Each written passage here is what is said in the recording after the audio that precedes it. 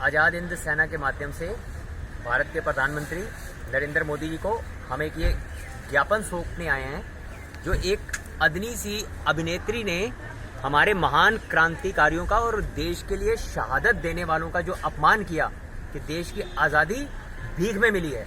वो आज़ादी भीख में मिली होती तो आज इसको इतना इतराने का मौका ना मिलता।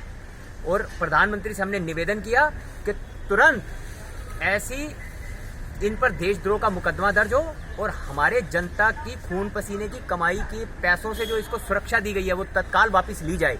कौन है सर ये, क्या नाम है? कंगना रनौत। मेरे पुराने ट्वीट जब भी देखेंगे और मैंने हर समय पर इनका विरोध किया, लेकिन मुझे ऐसी आशा नहीं थी कि सरकार पद्मश्री के लिए योग्यता के मापदंड ये स्थापित करेगी कि देश का अपमान करने वालों को और विवादित बयान से चर्चा में बने रहने वालों को, या हो सकता है उसे केवल एक किसी राजनीतिक दल को लाभ होता हो, उनको पद्मश्री जैसा सम्मान मिलेगा। कल तो इन्हें भारत रत्न भी दिया जाएगा।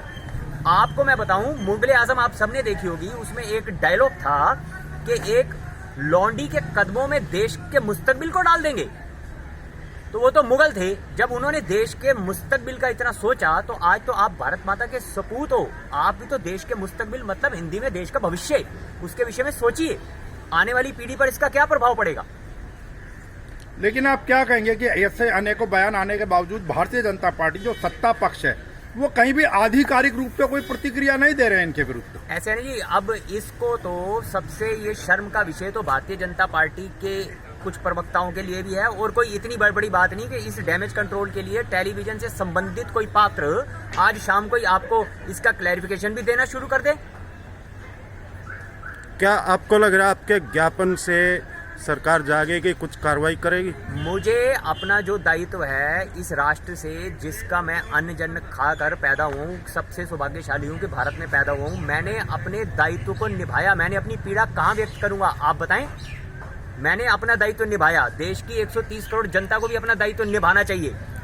आपको नहीं लगता कि जो सरकार अमृत महोत्सव बना रही है 75वें वर्ष, आजादी के 75वें वर्ष, अगर देश पहले आजाद नहीं हुआ तो कंगना रनौत फिर सरकार से कहे कि अमृत महोत्सव को समाप्त करे, क्योंकि अभी 75 वर्ष तो हुए ही नहीं है देश को?